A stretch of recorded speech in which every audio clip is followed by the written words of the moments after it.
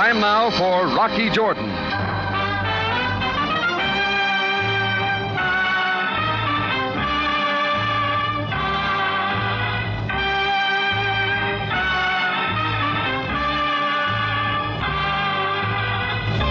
Not far from the Mosque Sultan Hassan in Cairo stands the Cafe Tambourine, run by Rocky Jordan.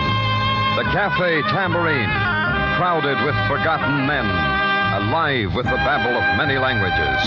For this is Cairo, where modern adventure and intrigue unfold against the backdrop of antiquity. Rocky Jordan and this week's story, The Loomis Affair.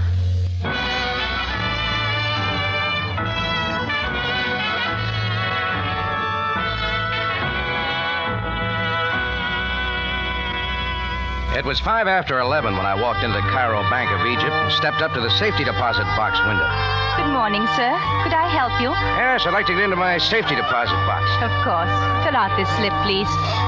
A moment later, I'd given her my key, she'd taken hers, and we stepped into the vault. Then she handed me my box. Booth 1 is empty, sir. Oh, thank you. I'll be out here when you finish. I stepped into booth 1, shut the door behind me. Then I opened my box. I'd come to check some insurance papers. It didn't take me long to find out what I'd come for. A few minutes later, I closed my box and was just getting ready to step out of the booth when something stopped me. I listened. It sounded like a low cry of pain, maybe, or like a cough that got caught in the throat. But whatever it was, it sounded unnatural. I listened again.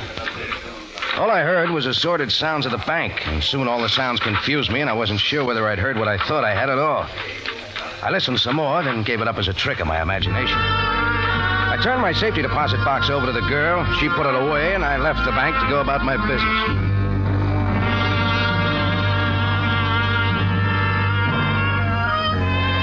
An hour later, I walked through the front door of my Cafe Tambourine. Sergeant Greco of the Cairo police was there, wearing his usual nasty look. He wasted no time. Mr. Jordan, you are to accompany me to the police station. What for? The Captain Sabaya would tell you when he wishes. Sorry, Greco. I got a lot of work to do. Perhaps I did not make myself sufficiently clear. You are under arrest. Arrest? I would like nothing better than a show of resistance on your part, Mr. Jordan. Oh, evolution got mixed up with you, Greco. You should have come out with a white stripe down your back. Come on.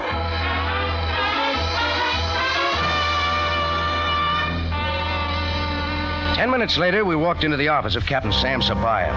Sam was sitting behind his desk looking real grim, but he wasn't alone. Sitting there, too, was the girl from the bank, the same one who'd given me my safety deposit box. What's this all about, Sam? Sit down, Jordan. I haven't got time to sit down. I got a lot of work to do. I walk into the Tambourine and this throwback to a Sit weasel. down, Jordan.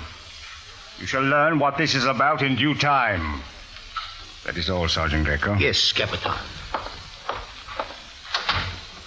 Now, Miss Farno, look at this man. Is he the one? Yes. He came into the bank this morning, and I let him into the safety deposit vault. What time? A few minutes past 11, Captain. The exact time is recorded on the slip of paper he filled out. Tell me what happened after you gave him his safety deposit box. Well, booth 1 was empty. I told him he could use that one. He went into it and shut the door. A few minutes later, I saw him standing outside the booth. Huh? He handed me the box and left hurriedly. Then, some minutes later, we discovered what had happened. Thank you, Miss Farno. That will be all. Yes, Captain. Jordan, you of course know of a man named Frank Loomis. Sure, I know him all right. I might even say that you once had a rather intense conflict with him, and not so long ago at that. I threw him out of my cafe, if that's what you mean.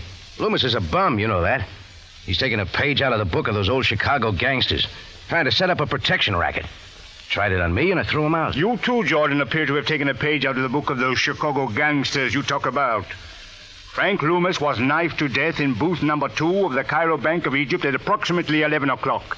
And you, Jordan, appear to be the one who killed him. Hey, now, wait a minute, Sam. I've examined the evidence, Jordan. There is no question that you were in conflict with Loomis. There is no question that you were in the booth next to him at the approximate time he was killed. Well, there are other booths. Someone else could have been on the other side of him. Booth 3 was empty. It is true that booths 4, 5, and 6 were occupied, and those people will be questioned as a matter of course. Hey, that list of names on your desk, those are the names of the people? Do not look to them for hope, Jordan. The evidence against you is too strong.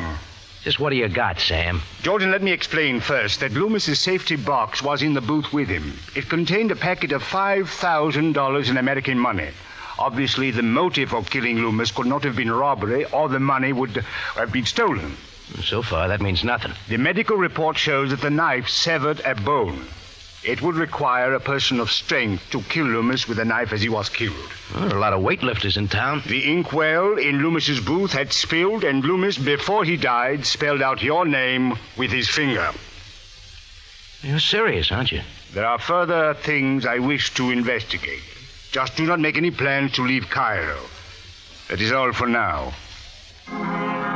Well, Sam wasn't kidding, that was for sure. I felt like the tide was moving in because I knew what it meant to have Sam against you. Well, I walked to the corner, hailed a cab, and climbed in the back seat. Then I pulled a slip of paper out of my pocket. It was the one Sam had on his desk. It listed the names and addresses of the other 3 people who were in the bank booths at the time Loomis was knifed. I figured the killer had to be one of those. Name 1 was B. Mulak, 178 Sharia Ifram Pasha.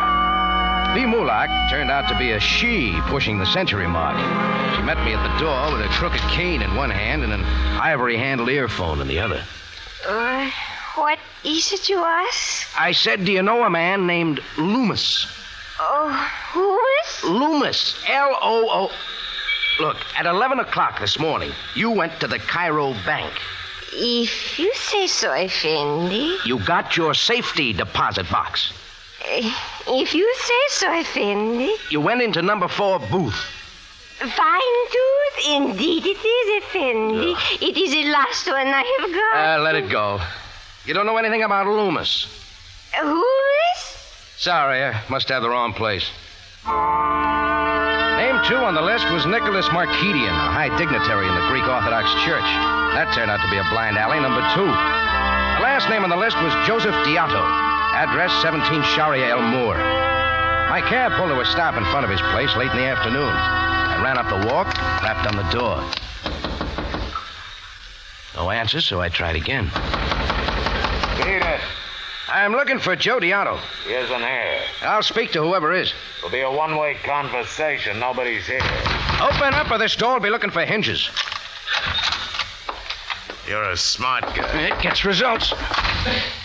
All right, you're in. What do you want? You Joe Diato? That depends. I think you are. And those suitcases over there say you're going on a trip. That's my business. Yeah, well, I'm making it mine. You know a guy named Frank Loomis? I've heard of him. He was knifed to death in one of the booths of the Cairo bank this morning at 11. My condolences to Mrs. Loomis. You were in one of those booths at the bank around the same time Loomis was killed. Was I? The bank time record says so. You a cop? No, but the police will be here soon. Too late. I'll be gone. You look too good. I don't think I can let you go. I don't think you can stop me. Want to try? Joe Diato's hand slipped down into his pocket. I had the feeling he was wrapping it around a gun.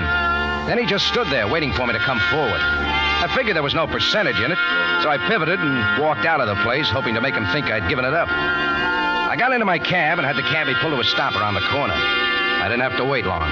A few moments later, another cab went by, Diato in the back seat. So I tagged him.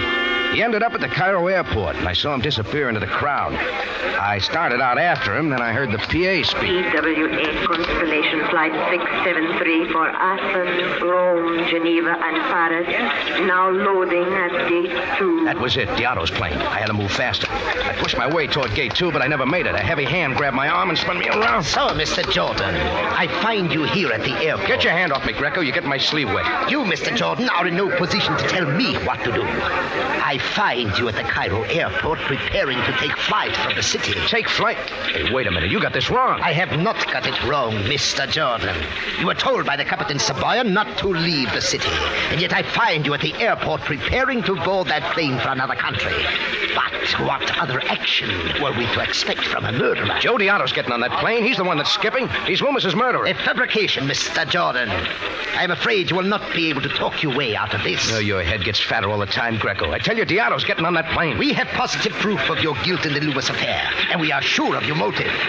You remember the packet of $5,000 in American money found in Mr. Loomis's safety deposit box? Yeah, sure. We have now found a packet of $15,000 in American money with Frank Loomis's stamp on it.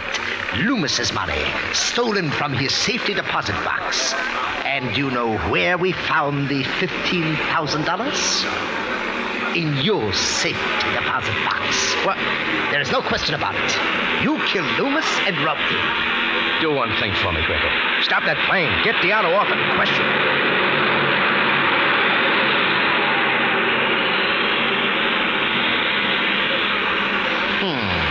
It appears we are too late to take Mr. Diato off that plane. But it doesn't seem to matter much, does it? We have our man anyway. Come along, Mr. Jordan.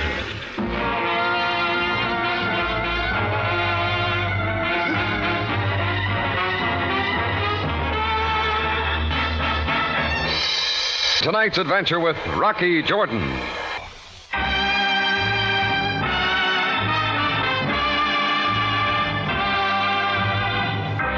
Now we take you back to Cairo and tonight's Rocky Jordan story, The Loomis Affair.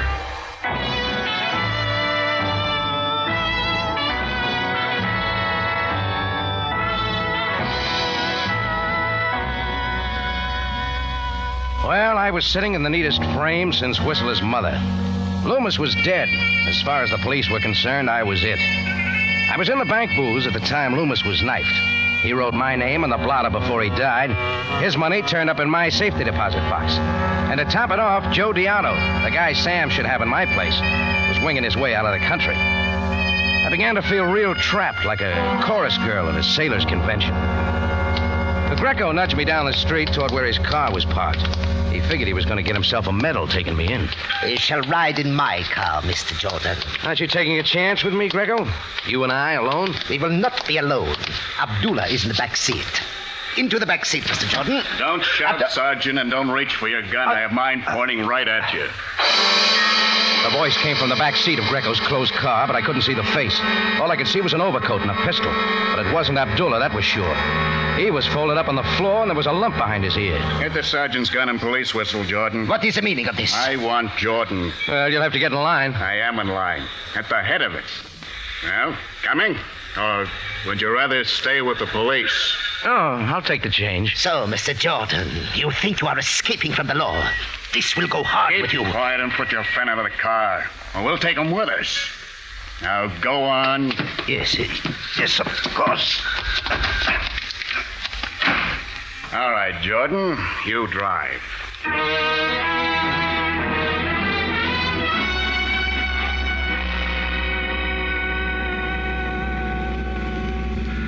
You better keep to the back streets, Jordan. Still got that gun on me? No, I'm a friend. Yeah? What's the name? Butler. That draws a blank. Why don't you move up to the front seat so I can see your face? I'm not much to look at. How about a reason, then? Why'd you spring me from Greco? I don't think you killed Loomis. Police say I did. They've been wrong before. They got a good case. I was there at the time Loomis was killed. His money turned up in my safety deposit box. Robbery? That proves my point. Loomis wasn't killed on account of money. He's not the type. He's the kind who gets it out of hatred or revenge or something like that. You sound like you know a lot about him. Yeah, I do. Then who killed him? That's what I thought you could tell me. What's your interest? I want Loomis's killer. Oh, I think I get it now. You spring me from the police so you can pump me for information. Well, it's fair. Your freedom for the killer's name. Well, I'd say Joe Diano. Joe Diano, huh? It could be. He was on that plane that took off from the Cairo airport. Where to? He didn't say. Pull to a stop, Jordan. What now? You're getting out. Jordan, I've got some advice for you. Get yourself to the nearest private airfield and hop a plane out of the country. Yeah, maybe I will. But don't go Joe Diano's way. He's for me. Sorry, Bartlett. I think I will have to go his way. He's my out. Maybe. But you're a sucker, Jordan, if you don't play it safe. Go to South America. I don't like the climate. Okay. Then I got a feeling you're asking for trouble. Bartlett ground the car into gear and took off. Oh, he could talk the way he did. It was easy. He wasn't up for murder. I was, and I wanted off the hook, and Joe Diano was my out. I had to find out where he went. I found a telephone, put a quick call into the airplane office. Yes? This is Mr. Lambert of the British Embassy. I'd like to make an inquiry about your flight 673. Yes, sir. You had a passenger on the plane named Joseph Diato. Could you tell me his destination, please? Official business. Oh, 1 moment, please. Mr. Lambert? Yes? Mr. Diato had purchased a ticket for Rome, but he is not on the plane. What? He turned in his ticket at the last minute. As far as we know, he has never left the city. Oh, it was cockeyed. Diato had made a beeline to get out of Cairo, and it turned out he hadn't left at all. Well, I still had a chance. The problem was to find him. I went back to the airport and spent a lot of time talking to cab drivers. 40 minutes later, I hit the jackpot. Oh, yes, Effendi. I very well recall a man of that description, that Mr. Diato. Where'd you take him? I took the gentleman you referred to, to police headquarters downtown. Police headquarters. Are you sure? Oh, yes, Effendi. I am absolutely positive. Where's the nearest phone? There is a public telephone over there, Effendi. Oh, thanks.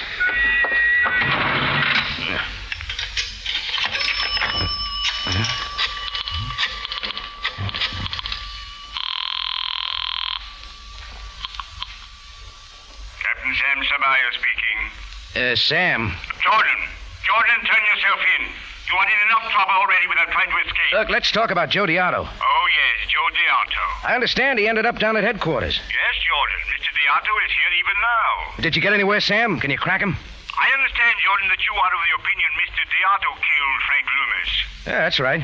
Jordan, we have questioned Mr. Diato extensively. In fact, he kindly postponed his trip to Rome, Italy, just so that we could talk to him. For your information, Mr. Diato is an agent of your own American police force who was in Cairo on special business. He was cleared by the Egyptian government Department of Security and is in no way connected with the killing of Frank Loomis. Oh, now, wait a minute, Sam. There must be some mistake. There is no possibility of mistake, Jordan. Now, I suggest you turn yourself in, since you cannot escape responsibility for Loomis's death. Sorry, Sam. No can do. There must be another answer someplace. Sure, there must be another answer someplace, but where? I went through the list of people who were at the bank booths at the time Loomis was killed. B. Mulak, the old lady of the fine tooth. Nothing there. Nicholas Markidian of the Greek Orthodox Church. Nothing there. Joe Diato, the American police, cleared by the Egyptian Department of Security. Nothing there. But there had to be an answer. Someone killed Loomis. Someone somehow put his money in my safety deposit box. Then suddenly it hit me. There was someone else at the bank booths.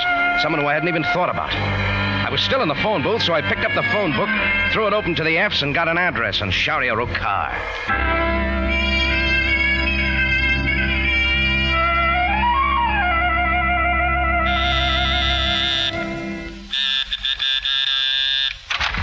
All right. Mr. Jordan. Surprise, Miss Farnell? Well, I didn't... I'll come in if you don't mind. I don't think that you... Thank you.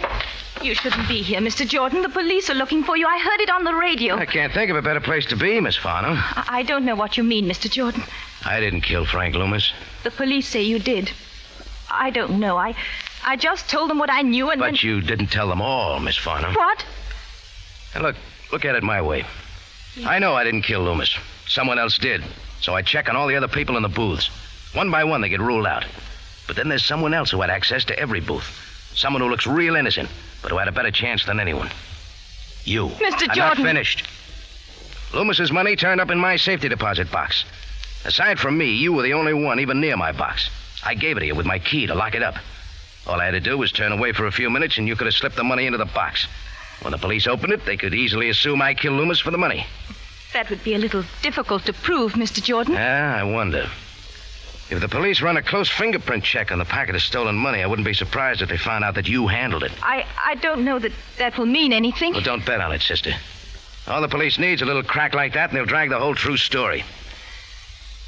What was the Loomis killing all about? It wasn't robbery. What was it? Frank Loomis was an awful man, Mr. Jordan. Yeah, that's right. He was a crook, con man, all-around no-good bum. And a blackmailer. Yeah, figured it'd be something like that. Tell me what happened at the bank that you didn't tell Sabaya. Well, I put the money in your safety deposit box, as you said. But the killing... Well, while you were in booth 1, Frank Loomis was in booth 2. I went in and knifed him That's all. You sure? Yes, I killed Frank Loomis. No, you didn't, Miss Farno. What? The medical report said the knife severed a bone. Sam said a person of strength killed Loomis. Skinny little girl like you couldn't have done it. It was a man. No, Mr. Jordan, it was not a man. I did it. Who's in the next room, Miss Farno? The next room? There's pipe ashes in the tray. What? Or are you the type who... I told you were heading for trouble, Jordan. Ah, Bartlett. Guess it figured. Don't get rash, Jordan. This gun might go off. Why'd you kill Loomis? Alice told you. He was a blackmailer. Only he was blackmailing you, not Alice. I ran a lumber business. My books once took a little fixing. Tax evasion stuff. Loomis got a hold of them and pressed me. Oh, it clears up now. He had him in a safety deposit box at the bank. You had to get to him, so you played up to Alice to set up a robbery scheme. He didn't play up to me, Mr. Jordan. We're going to be married. You got the ceremonies mixed. It's a hanging, not a wedding. You're both wrong. No hanging, no wedding. What do you mean, Bart? It's a double shooting, and right now. I don't need you anymore, Alice. Bart! What do you take me for? Do you think I have to saddle myself with a mouse like you? Bart, you don't mean that. After all, It's a game, baby, a game. Only you didn't see it that way. Bart, those things you said to me, those evenings... Well, that started her off, and as she spoke, she got a savage look in her eye and moved closer to him. Soon she had him so worried he took his eyes off me, and that was all I needed. I took a quick step and grabbed his gun on him. I tried to yank away, but I wouldn't give, so his other hand reached down to pick up a cigarette tray and made for my head, but my foot was faster. It lashed out at his shin, and he howled. I didn't wait for the pain to die down before I buried a fist into his stomach. And another one full into his face. He folded up on the carpet, and he was through. I picked up the gun. Oh, the telephone operator will connect you with Captain Sabaya at headquarters, Miss Farno. Yes. Mr. Jordan. Huh? What will happen to me? I don't know. We'll have to get down to headquarters. There's still a few things that need cleaning up. Now, go on, put in the call. We'll talk about you later.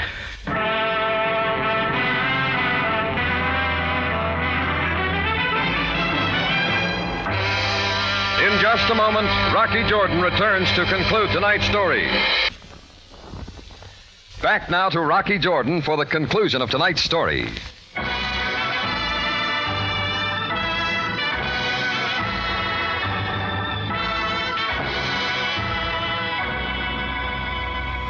Well, it didn't take Sam long to show. I told him what had happened, and Alice Farno verified it. Sam threw Bartlett into the wagon and took him in. Alice Farno and I went back to Sam's office in his limousine. Sam poured around a coffee, and we went into some of the other things that hadn't been cleared up. Miss Farno, what I should like to know is why you placed the stolen money into Jordan's safety deposit box. I didn't know it was stolen, Captain. Bart told me Mr. Jordan was going to help him, and that money was Bart's payment to Mr. Jordan. I see. About my name on the blotter, Miss Farno. Yes. Bartlett spilled the ink, took Loomis's hand after he was dead, and wrote my name with his finger, huh? Yes. Why did Bartlett snatch me away from Greco? What was all that song and dance he gave me about looking for Loomis's killer? I don't know why he said that to you, except perhaps to keep you from becoming suspicious of him. But I do know that I asked him to free you from the police if he could. I could not see you convicted of a killing that you didn't do. Huh? What now, Sam? Miss Farno, I suggest that you go home and rest. We will contact you later. Yes, Captain Sabaya. Oh, Captain. Yes, Miss Farno? I just want to say that while I knew Bart was going to steal the tax books from Mr. Loomis, I did not know that he was going to kill.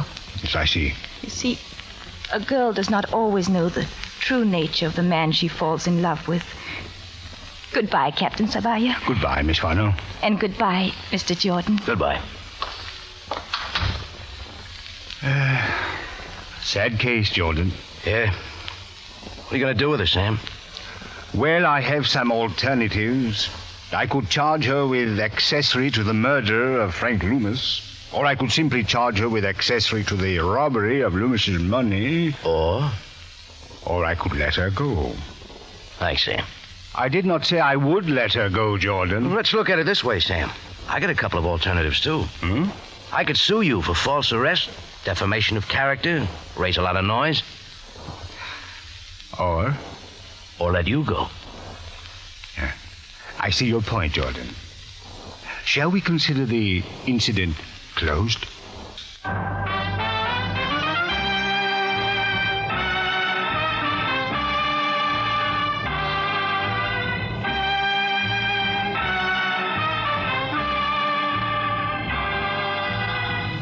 Rocky Jordan, written by Gomer Cole and Larry Roman, stars Jack Moyles in the title role with Jane Avello as Sam Zabaya.